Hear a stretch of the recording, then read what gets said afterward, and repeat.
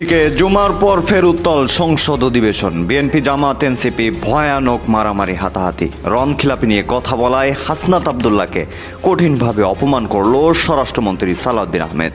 আজ থেকেই শুরু হলো যুদ্ধ, যে কোনো সময় ঘটতে পারে বড় কিছু। উত্তপ্ত হলো ঢাকার রাজপথ। ঋণ খেলাপিদেরকে ঋণ খেলাপি বলতে হবে। আমরা লজ্জা পাই একই সংসদ একসাথে শেয়ার করার জন্য। যারা জনগণের টাকা ব্যাংক থেকে তুলে নিয়ে ঋণ খেলাপি হয়ে আবার জনগণের প্রতিনিধিত্ব করতে আসে, এই ঋণ খেলাপিদেরকে শাস্তির আওতায় আনতে হবে। সরাসরি যাচ্ছি প্রতিনিধি মাহফুজ নান্টুর কাছে। ঋণ খেলাপি বলতে হবে। আমরা লজ্জা পাই। দর্শক, আপনাদের শুরুতে একটু জানিয়ে রাখি যে সংসদে প্রতিদিন কিছু না কিছু ঘটছে, তবে আজকে যেটা ঘটেছে সেটা সংসদ তৈরি হওয়ার পর থেকে পর্যন্ত নিয়ে আর ঘটেনি। দর্শক, রীতিমতো একটা কথা হাসনাত আবদুল্লাহ বলেছে, সেটা হলো ঋণ খিলাপিদের সাথে আমরা বসবো না। এই কথা কেন বলা হয়েছে? সেই কারণে হাসনাত আবদুল্লাহকে কঠিনভাবে অপমান করা হয়েছে, অপদস্থ করা হয়েছে। এক পর্যায়ে গিয়ে এনসিপি জামাত বিএনপি হাতাহাতি ধস্তাধস্তির পর্যায়ে চলে যায়। এমনকি ধারণা করা হচ্ছে সংসদের বাইরে বড় আকারের কিছু ঘটে। দর্শক, হাসনাত আবদুল্লাহ সংসদের মধ্যে কিছু সত্য কথা বলার কারণে কিন্তু পুরো সংসদ কিন্তু উত্তাল শুরু হয়ে গিয়েছে। কারণ এই হাসনাত আবদুল্লাহ সরকার পক্ষ দল যে নেতা কর্মীরা আছে তাদেরকে এটা বলেছে যে এমন কোন নেতা নাই যে দুর্নীতি করে না, চাঁদাবাজি করে না এবং ঋণ খিলাপ নাই। এই কথা বলার কারণে কিন্তু হাসনাত আবদুল্লাহর উপরে সরকার দলীয় যে নেতাকর্মীরা আছে তারা কিন্তু সবাই খেপে গিয়েছে এবং এই হাসনাত আবদুল্লাহকে একের পর এক অপমানজনক কথা বলতেছে, লাঞ্ছিত করতেছে এবং আঙুল তুলে কথা বলতেছে। কিন্তু এই হাসনাত আবদুল্লাহ থেমে থাকেনি। সে চ্যালেঞ্জ দিয়ে এটা বলেছে, যদি আমাকে কেউ, আমি এতদিন পর্যন্ত যেই মানুষের পাশে থেকে এসেছি, তারা যদি কেউ বলতে পারে যে আমি 1 টাকা কারো কাছে ঋণ খিলাপ আছি, কারোর সাথে দুর্নীতি অন্যায় করেছি, তাহলে কিন্তু আমি এই সংসদ ছেড়ে চলে যাব আর কখনোই এই সংসদের ধারে কাছেও আসবো না। সে কারণে কিন্তু এই বিষয়টা নিয়ে সামাজিক যোগাযোগের মাধ্যমে তুমুল আলোচনা এবং সমালোচনা জট তুলে দিচ্ছে। তো দর্শক, এই বিষয় দেখেছেন ভিডিওর শুরুতে কিছু অংশ শিরোনামের মাধ্যমে, এবার দেখুন বিস্তারিত পুরো ভিডিও জুড়ে। এই বিষয়গুলো দেখার পূর্বে আপনাদের কাছে একটা অনুরোধ, আমার চ্যানেলে যারা নতুন আসছেন চ্যানেলটিকে সাবস্ক্রাইব করে দিয়ে অন ক্লিক করে পাশে থাকা বেল আইকনটি বাজিয়ে দিবেন, তাতে করে আমার চ্যানেলের আপডেট নিউজগুলো সবার আগে আপনাদের কাছে গিয়ে পৌঁছাবে। তো দর্শক, চলুন দেখে আসি সংসদের মধ্যে এই হাসনাত আবদুল্লাহ যে সকল কথাবার্তা বলেছে তার কারণে সরকার দলীয় যে নেতা কর্মীরা আছে তারা তাকে অপমান লাঞ্ছিত করতেছে, সেটা আমরা দেখবো। তার আগে চলুন দেখে আসি এই হাসনাত আবদুল্লাহ এই সরকার দলীয় যে নেতা কর্মীরা আছে তাদেরকে কি কি বলেছে, যে কারণে তারা এই হাসনাত আবদুল্লাহর উপর ক্ষেপে আছে। সেই বিষয়টা আগে আমরা চলুন দেখে আসি। এই বিষয়টা দেখে পরবর্তীতে ওই বিষয়টা দেখবো। তাই ধৈর্য ধরে একটি লাইক করে সম্পূর্ণ ভিডিও মনোযোগ সহকারে দেখতে থাকুন এবং আপনার মতামত কমেন্ট বক্সে লিখতে থাকুন। ঋণ খেলাপিদেরকে ঋণ খেলাপি বলতে হবে। আমরা লজ্জা পাই একই সংসদ একসাথে শেয়ার করার জন্য। যারা জনগণের টাকা ব্যাংক থেকে তুলে নিয়ে ঋণ খেলাপি হয়ে আবার জনগণের প্রতিনিধিত্ব করতে আসে, এই ঋণ খেলাপিদেরকে শাস্তির আওতায় আনতে হবে। ঘি খাও তাও সুখে থাকো, এটাকে ওনারা এভাবে নিয়েছেন। ঋণ করো, ঋণ খেলাপি হও, তাও নির্বাচন অংশগ্রহণ করো। আপনি একই সাথে বলছেন আপনি মাছ মুচমুচে করে ভাজবেন, আবার একই সাথে বলছেন আপনি তেলটা কম দিবেন। 28-এর পরে কয়টা সংখ্যা হয়? আমি আর্টস ইংলিশ ডিপার্টমেন্টের ছাত্র, আর্টস ব্যাকগ্রাউন্ডে পড়াশোনা করছি, আমার মাথায় আসে না 28-এর পরে কয়টা সংখ্যা হয়।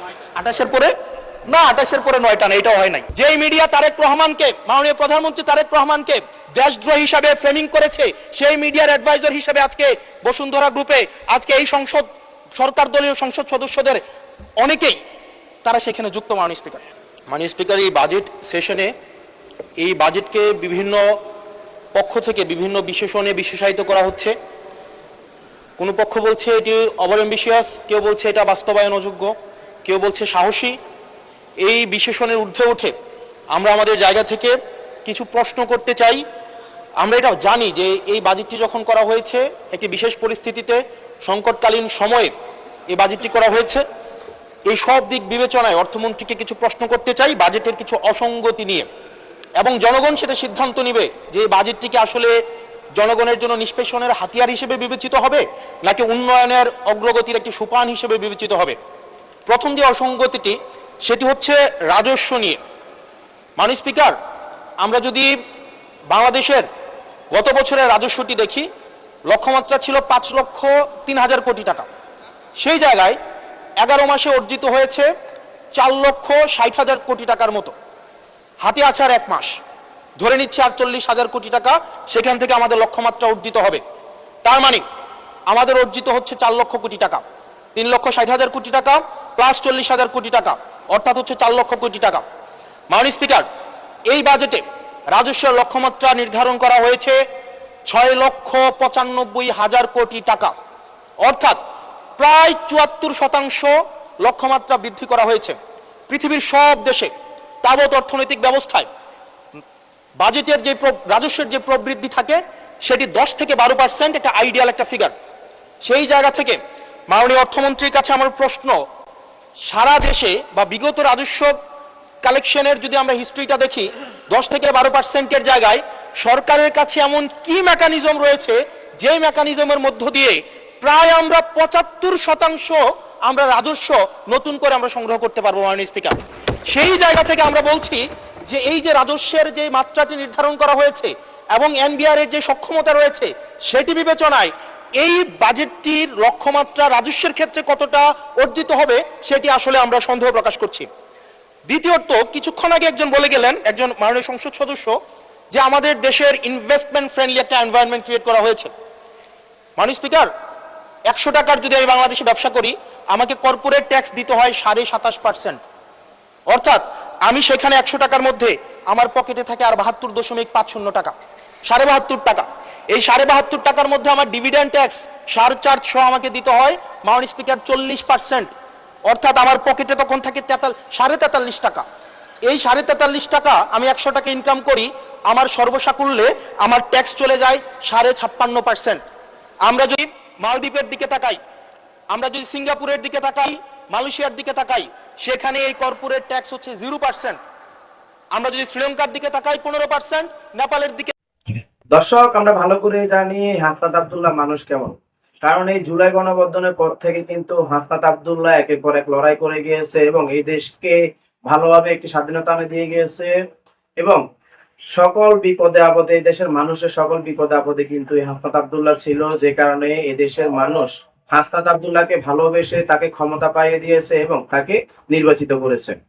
কিন্তু এই নির্বাচিত হয়ে যখন এই হাসনাত আব্দুল্লাহ সংসদ সদস্য হয়েছে, তারপর থেকে আমরা দেখেছি কখনোই কিন্তু অন্যায় যেখানে দেখেছে সে প্রতিবাদ না করে থাকেনি, যেখানে যেটা দরকার সেটা সে করেছে এবং দুর্নীতি অপকর্ম কোনো কিছুই কিন্তু সে করেনি, যে কারণে এই দেশের মানুষ তাকে আরো বেশি ভালোবেসেছে।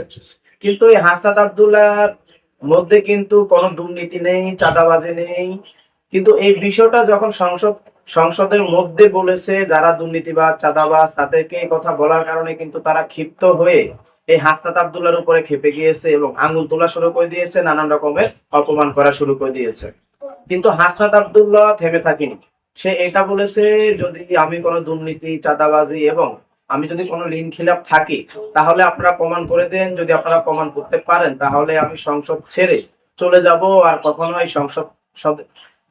এই সংসদের ধারে কাছেও আসবো না। কিন্তু এই বিষয়টা নিয়ে কিন্তু সামাজিক যোগাযোগের মাধ্যমে তুমুল আলোচনা এবং সমালোচনার ঝড় তুলে দিচ্ছে এবং এদেশের মানুষ এটা বলতেছে যে হাসনাত আব্দুল্লাহ যা বলেছে একেবারে সত্য বলেছে। যদি হাসনাত আব্দুল্লাহ এটা বলেও থাকে যে সরকার দলীয় যে নেতা কর্মীরা আছে তারা ঋণ খিলাপ আছে, তারা দুর্নীতি চাঁদাবাজে যুক্ত আছে, তাহলে একেবারেই সত্য কথা বলেছে। তো দর্শক, আজকে হাসনাত আব্দুল্লাহ যে বক্তব্য দিয়েছে সেটা নিয়ে যদি আপনাদের কোনো মতামত থেকে থাকে তাহলে অবশ্যই কমেন্ট বক্সে জানাবেন যে হাসনাত আব্দুল্লাহর কথাগুলো কি আপনার মনে গেঁথেছে নাকি যা বলেছে সত্য বলেছে নাকি মিথ্যে বলেছে, অবশ্যই কমেন্ট বক্সে জানাবেন। তো দর্শক, আজকের ভিডিও পর্যন্তই, আবারও চলে আসবো নতুন কোনো ভিডিও নিয়ে, নতুন কোনো টপিক নিয়ে। সে পর্যন্ত ভালো থাকবেন, সুস্থ থাকবেন, আল্লাহ হাফেজ।